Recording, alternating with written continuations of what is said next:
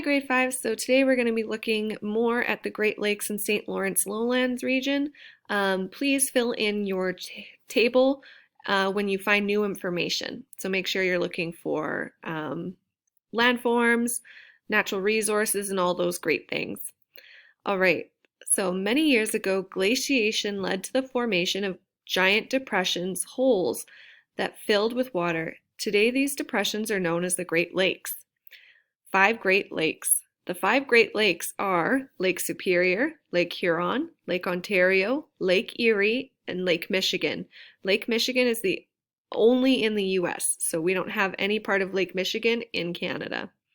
So about the lakes. Combined, these 5 lakes contain 21% of the world's surface fresh water. Freshwater lakes do not contain salt in them, which means that after being treated for bacteria and other contaminants, people can drink this water safely. People cannot drink salt water from the oceans. Connected lakes. All 5 lakes are contained in separate basins. However, they are all connected through different rivers and tributaries. Settlement and trading. So what are some of the issues facing Canada's Great Lakes? So you'll watch the video and then you can add your answer in the lines below. The climate. So just as with the Atlantic region, this region's climate is heavily influenced by the nearby bodies of water. In the case of the St. Lawrence Lowlands region, it is the Great Lakes that heavily influence the climate. Humidity. If you ever visit Toronto or Montreal in the summer, you might be amazed and shocked by how hot it can feel and how moist the air feels. This moisture is humidity caused by the nearby rivers and Great Lakes. Precipitation. The many bodies of water in this region also affect the amount of precipitation that falls. Warm months can have a lot of rainfall, and the winter months can have a lot of snow. Winter temperatures can also be very cold. So you can watch this video on the Montreal snowfalls. So severe weather and natural disasters. We have learned that the St. Lawrence Lowlands region is heavily influenced by the lakes and the rivers there.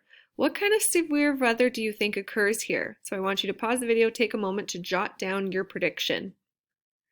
So extreme temperatures.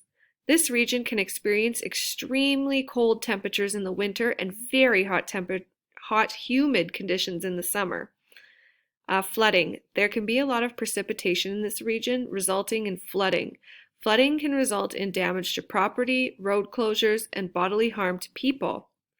New Year's cancellation. Watch the following video about the extreme cold experienced in this region in 2017. The severe cold resulted in the cancellation of several activities. So you don't need to worry about filling in the graphic organizer. You can skip that part, but please watch both videos. Natural resources. Agriculture. The Great Lakes St. Lawrence Lowland is home to the most fertile agricultural land in the country. It is used to grow a variety of fruits and vegetables as well as grains. This region also has a long growing season as it is some of the mildest temperatures in eastern Canada. Maple syrup. This region is also the world's largest producer of maple syrup. Almost 85% of the maple syrup in the world comes from this region. Freshwater. The Great Lakes St. Lawrence Lowlands also has many freshwater lakes and access to the St. Lawrence River, which leads to the Atlantic Ocean. This makes this region popular as a trade route, and as a result, there are a large number of factories here employing many people.